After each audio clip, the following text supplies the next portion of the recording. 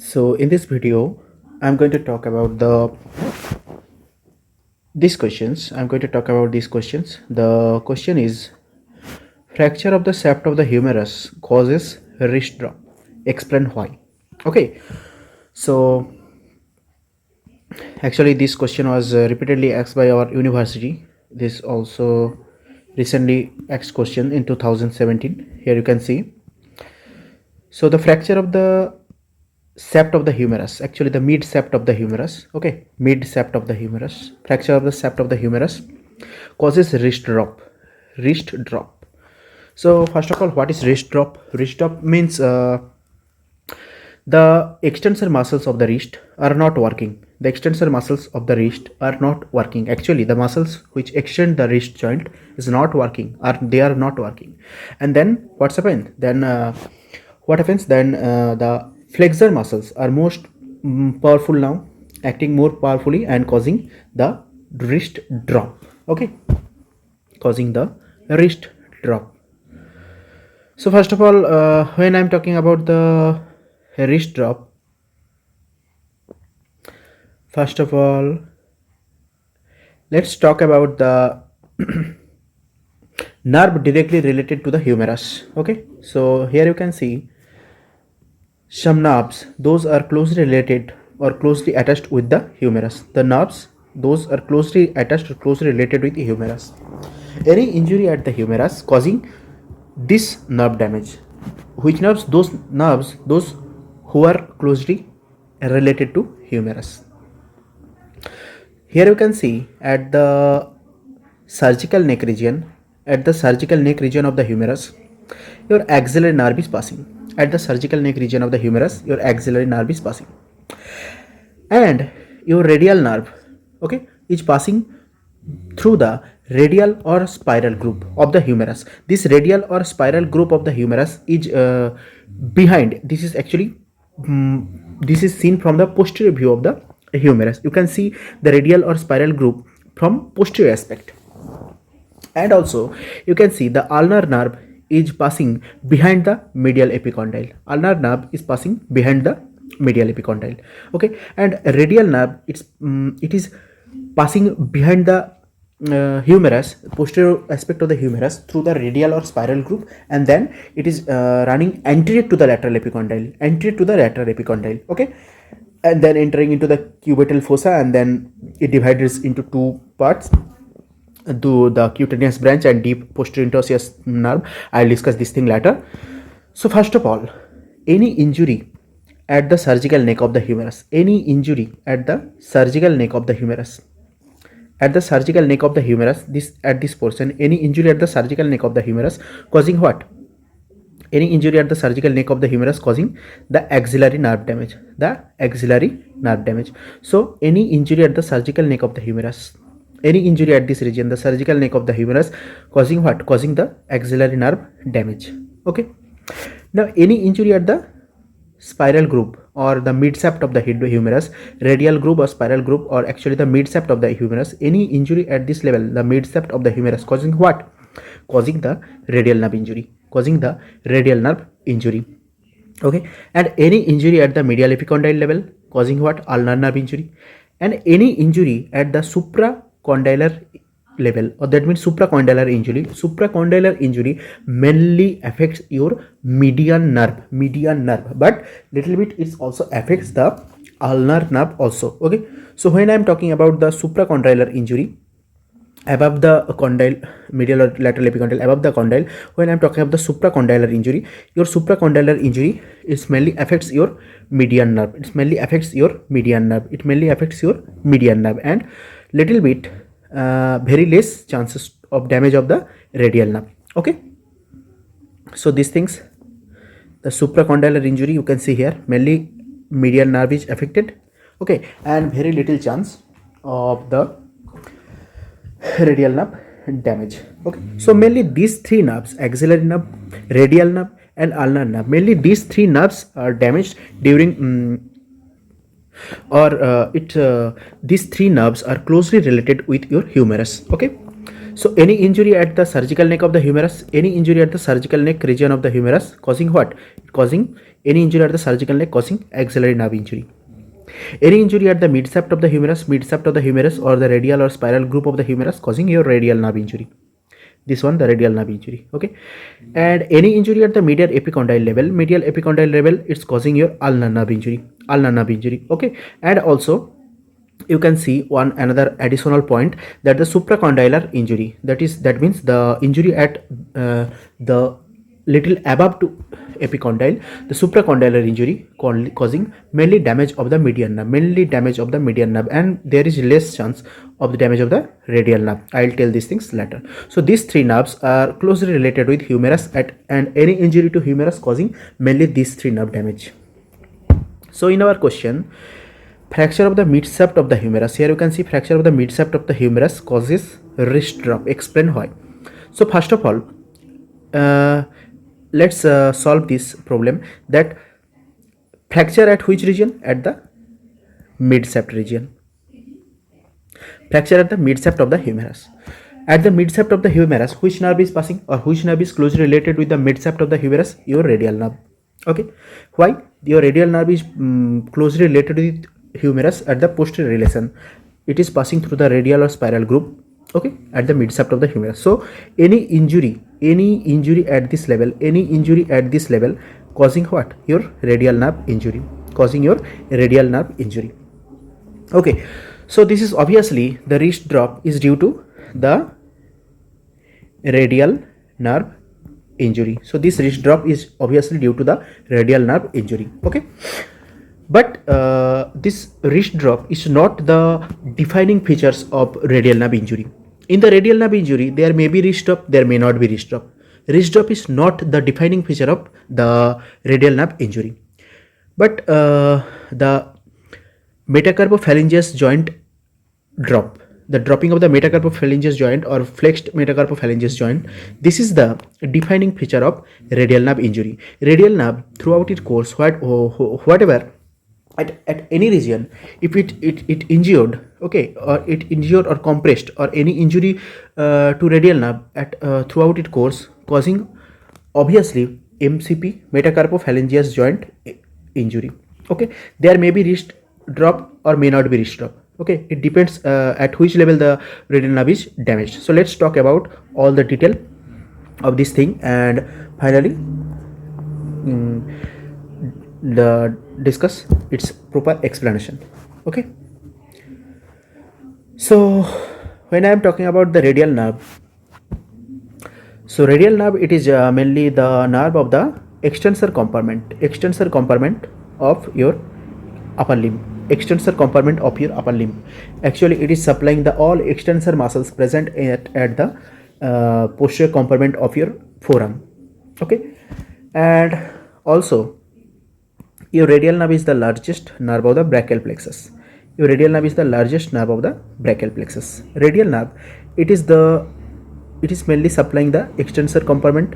That's why it is also called the nerve of extensor compartment. Okay. And this radial nerve, it is the largest branch of brachial plexus. Okay. Actually, brachial plexus, its posterior cord of the brachial plexus, okay, it is giving the radial nerve. At axilla. Okay. And the root value for radial nerve is C5, C6, C7, C8. This up to C5 to C8, they are constant, and T1 may or may not be giving supply or giving the root value. Okay, so T1 is not constant. So okay, these three key features of radial nerve. First of all, it is the nerve of extensor compartment. Second, radial nerve is the largest nerve of brachial plexus. And third, it is coming from the posterior cord of the brachial plexus, and the root value 5, 6, 7, 8, and T1 may or may not be. T1 is not constant. All right. So now in this image, let's discuss the course of the radial nerve. Okay. So here you can see the course of the radial nerve. This is actually the posterior view. You can see here the posterior view. So this is actually the posterior view of the shoulder. You can see this, the posterior view of the shoulder. So in this view, here you can see the radial nerve. Yes, this is the radial nerve. You can see this is the radial nerve coming from the posterior cord of the brachial plexus. Okay, and this radial nerve is this C5, C6, 7 and 8. This all they are the root value of the radial nerve. T1 may or may not be the root value. Okay, so this is the radial nerve coming from the posterior cord of the brachial plexus, and you can see this radial nerve is passing through this is the course, you can see. Okay, and now here you can see all the course. Yes, here it is supplying the brachioradialis muscles, all the extensor muscles. You can see the extensor carpi radialis longus, extensor carpi radialis, extensor carpi longus, extensor carpi radialis brevis. Okay, you can see radial nerve supplying all those extensor muscles of the forearm region. Okay, this is the medial epicondyle of the humerus, and this is the lateral epicondyle of the humerus, somewhere here. This is the triceps. This triceps also supplied by the radial nerve. All the head of triceps and anconeus. Where is anconeus? Yes, this is the anconeus. Anconeus is also supplying by the radial nerve. Okay, this is actually the course of the radial nerve. So the radial nerve coming from the posterior cord of the brachial plexus, it is supplying some muscles at the arm region like triceps. Okay, and anconeus then, and then here brachioradialis, you can see, and then it is going to the extensor compartment of the forearm and supplying all the extensor muscles. All the extensor muscles are supplied by the radial nerve. All right. Yes, this is also another view. The motor supply of the radial nerve. Here you can see the lateral epicondyle of the humerus. Here you can see the lateral epicondyle of the humerus. This is the lateral epicondyle of the humerus, and a radial nerve is passing anterior to the lateral epicondyle. This is the anterior aspect. You can see this passing anterior to the lateral epicondyle, and then it is divided into two branch. The deep branch, this is the deep branch. Okay, this one, the deep branch, and the superficial branch. This is the superficial branch. The superficial branch is actually cutaneous branch. It is actually the cutaneous or sensory branch. Okay, and the deep branch is mainly the motor branch. This deep branch of the radial nerve is also called your posterior interossea nerve. But there is also another nerve called anterior interossea nerve or upper limb. Anterior interossea nerve is the branch of your median nerve. Okay, but posterior interosseous nerve is the branch of your radial nerve. All right. So here you can see this is the deep branch. You can see the deep branch. This is the deep branch, and this deep branch is running in between the two head of the supinator muscles, and then supplying all the extensor, and then it reaching the dorsum of hand. Here you can see the dorsum of hand. Yes, the dorsal digital branches. Here you can see the dorsum of hand. Okay, you can see the cutaneous supply or the sensory supply of the radial nerve. Here it is supplying the dorsum of hand. Yes, this is the dorsum of hand, dorsum of forearm. Okay, and the dorsum of hand and fingers, except nail bed. Nail bed are not supplying by radial nerve. Nail bed are supplying by your median nerve, except nail bed, because the nail beds, they are supplying by median nerve. Nail bed are supplying by median nerve. Okay, and here you can see the posterior. This is actually the axillary nerve, cutaneous supply from the axillary nerve, this one. And here you can see the posterior aspect or the dorsal aspect of the arm, forearm, and you can see the hand. They all are supplied by your radial nerve, the superior branch of the radial nerve. This is the superior branch, which is actually passing through the snub box, anatomical snub box, roof of the anatomical snub box. This superior branch, it is supplying the dorsum, the cutaneous dorsum of the hand, the fingers, except the nail bed, because nail bed is supplying by your median nerve. Okay, so now let's draw the schematic diagram for the course, the radial nerve, its course and its supply and its clinical representation. Here you can see, first of all, the direct supply of the radial nerve. So the direct supply of the radial nerve, you can recall these things or remember these things like through this mnemonic, the beat. Okay, the beat. Direct supply of the radial nerve, that means the muscles, the extensor muscles, which is directly supplied by the radial nerve. Okay, not the any branch of the radial nerve, directly supplied by the radial nerve. It is your brachioradialis. It is your brachioradialis. It is your extensor carpi radialis longus. Extensor carpi radialis longus. Okay, carpi mean wrist. Extensor carpi radialis longus. It is actually the main extensor of the wrist. Okay, your wrist, actually wrist joint, it has three extensor muscles. Actually, three extensor muscles are synchronized, or they are synchronizingly acting on the wrist joint, causing the extension of the wrist joint. They are extensor carpi radialis longus, extensor carpi radialis brevis, extensor carpi ulnaris. So only the extensor carpi radialis longus, it's getting a branch from direct radial nerve. These two are the supplied by your posterior interosseous nerve. This is the branch of the radial nerve, deep branch of the radial nerve, posterior interosseous nerve. A is the anconeus, okay, and T for triceps. All the three heads, long head, short head, and the medial head of the triceps, all three heads are supplied by your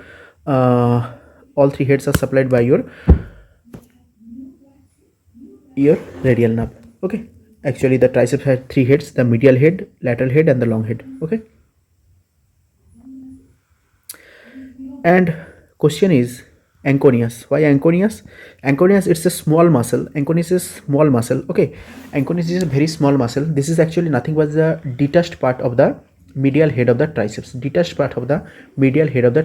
So during evolution, the medial head of the triceps detached and giving the anconeus, okay, and this anconeus is also directly supplied by your radial nerve. Okay, so now let's draw this diagram and discuss the course of the radial nerve mainly. So here you can see the anterior aspect of the humerus, the lower end of the humerus mainly. The anterior aspect of the lower end of the humerus, this is your humerus bone. You can see this is your humerus. This is the humerus bone. Okay, this is the humerus. Okay, so this is the medial epicondyle of the humerus. This is the lateral epicondyle of the humerus. This is the lateral epicondyle of the humerus, this one, and this is the medial epicondyle of the humerus. And in the axilla region, here you can see, in the axilla region, from the posterior cord of the brachial plexus, your radial nerve is coming. Okay, and then it is running behind or posterior aspect of the humerus through the radial groove or the spiral groove. Okay, what is this? This is the spiral groove or radial groove. Okay, so radial nerve is passing through this groove and then it's coming anterior to the lateral epicondyle. Okay, now in this axillary region, the radial nerve is supplying the long head of the triceps, okay, the long head of the triceps and the medial head of the triceps. Okay, so in the axillary region, radial nerve giving one branch to the long head of the triceps and to the medial head of the triceps. Okay, so these muscles are mainly the extensor of the elbow joint. All right, along with this, small muscle called anconeus also help in extension. Okay, so at the spiral groove region, your radial nerve is giving two branch, one lateral head of the triceps and another one further the medial head of the triceps.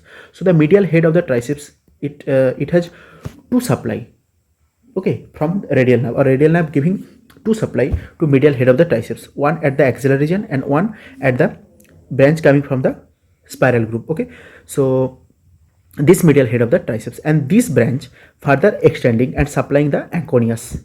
Okay, Okay, so what I am telling, your radial nerve is coming from This is your radial nerve is coming from the posterior cord of the brachial plexus, okay. So your radial nerve is coming from the posterior cord of the brachial plexus. At the axillary region, it is giving supply to long head of the triceps and the medial head of the triceps. At the spiral group, it is giving lateral head of the triceps and the medial head of the triceps once again. And the branch which is giving the supply to medial head of the triceps, it's also supply further extends and supply your anconeus, very small muscle anconeus. And these all are the collectively extensor of the elbow joint, And now you can see further course of the radial nerve.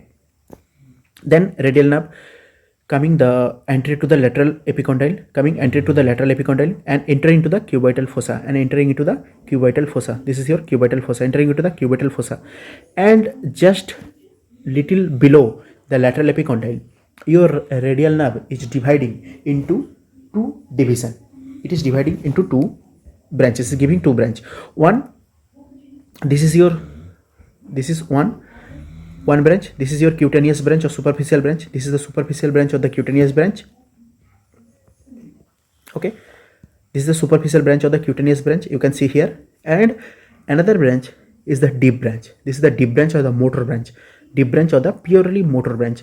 The deep branch, it is piercing the it is running in between the two head of the supinator muscle, and also supplying the supinator. And then this deep branch is entering into the extensor compartment of the forearm, Deep branch is also called your posterior interossei nerve, So what I am telling that the deep branch, okay, it is also called the posterior interossei nerve, okay. So just little below the lateral epicondyle,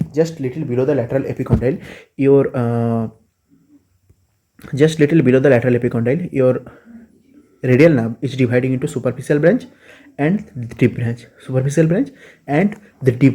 The deep branch is running in between two head of the supinator muscle, okay, and also supplying the supinator.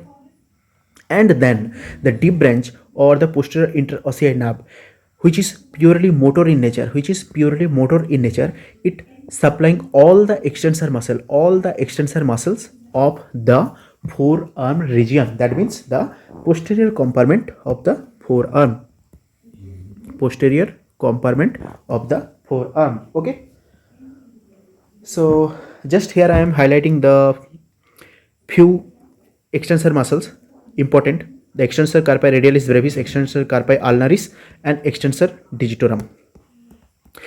So this extensor carpi radialis brevis and extensor carpi ulnaris, these two muscles are the extensor of the wrist joint, carpi mean wrist, and extensor digitorum is actually the extensor of the MCP joint, metacarpophalangeus joint of the digits, okay. So except beat, why except beat? Because the beat muscles, already I told that the beat muscles are directly supplied by the radial nerve, not by the branch of radial nerve, okay. So this is the course of the radial nerve. Once again I am describing the course. So posterior cord of the brachial plexus, from the posterior cord of the brachial plexus, your radial nerve is originating. It's the largest branch of the brachial plexus, and at the axillary region it's giving branch to long head and the medial head of the triceps. And at the spiral group, it is giving one branch to lateral head of the triceps and further another branch to medial head of the triceps. The branch which supplying the medial head of the triceps is further extending and supplying your anconeus small muscle. Anconeus, this is nothing but the detached part of the medial head of the triceps during evolution. All right, then your radial nerve is running anterior to the lateral epicondyle, okay, and entering into the cubital fossa, and just little below the lateral epicondyle, your radial nerve is dividing into superficial branch or cutaneous branch or sensory branch, and deep branch or motor branch, which is also called the posterior interossei nerve. Previously I also told that there is another nerve also called anterior interossei nerve. Anterior interossei nerve is branch of median nerve, but posterior interossei nerve is branch of radial nerve, the deep branch of radial nerve, okay. This is purely motor in nature. This is purely motor in nature. Okay. So the posterior interossei nerve is supplying all extensor muscles of the posterior compartment of the forearm. Especially, I am just highlighting these three muscles: the extensor carpi radialis brevis, extensor carpi ulnaris, and extensor digitorum. Okay. And now let's talk about the superficial branch. Okay. So this superficial branch is running through the roof of the anatomical snap box. Okay. And then it is supplying the dorsum of the hand. 3.5 fingers except the nail bed. Dorsum of the hand, 3.5 fingers except the nail beds. Why? Because your nail bed is supplied by your median nerve. Median nerve is supplying the nail bed. Okay. So here we can see the superficial branch of the radial nerve is supplying the dorsum of the hand, 3.5 except the fingers. So let's draw a schema. If I am drawing a schema, okay, so here you can see this much portion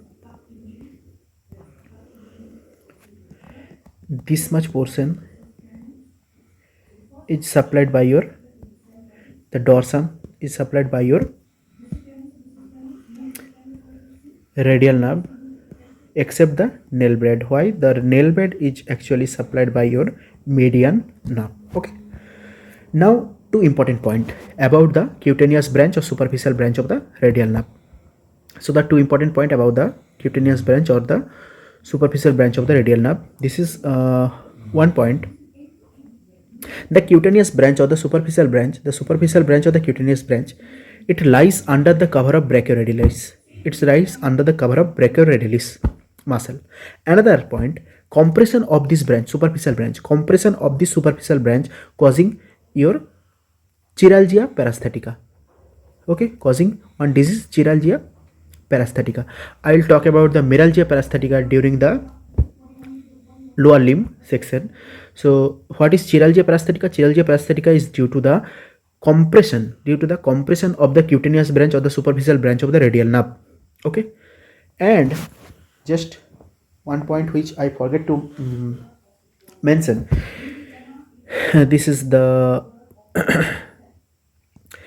at this region just above the lateral epicondyle, your radial nerve giving branch to brachioradialis and your extensor carpi radialis longus. Okay, these two branch. Here you can see extensor carpi radialis longus here and brachioradialis here. The brachioradialis and extensor carpi radialis longus. Radial nerve giving two branch, one brachioradialis and another two extensor carpi radialis longus. Okay. So your brachioradialis, already I told that the radial nerve is the nerve of the extensor compartment, but your brachioradialis is not a extensor muscle. This is not extensor. Okay, this is not extensor.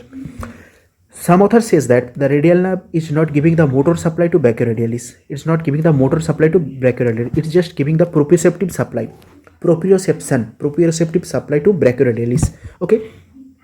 So previously I told you that the radial nerve is the nerve of the extensor compartment. All the extensor muscles are supplied by the radial nerve. But here brachioradialis is an exception. Brachioradialis is not a extensor. Okay, so but still the brachioradialis is supplied by radial nerve. Some author says this supply is not motor supply. So this brachioradialis supply, it is not the motor supply. So this is mainly the proprioceptive supply. This is mainly the proprioceptive supply. Okay.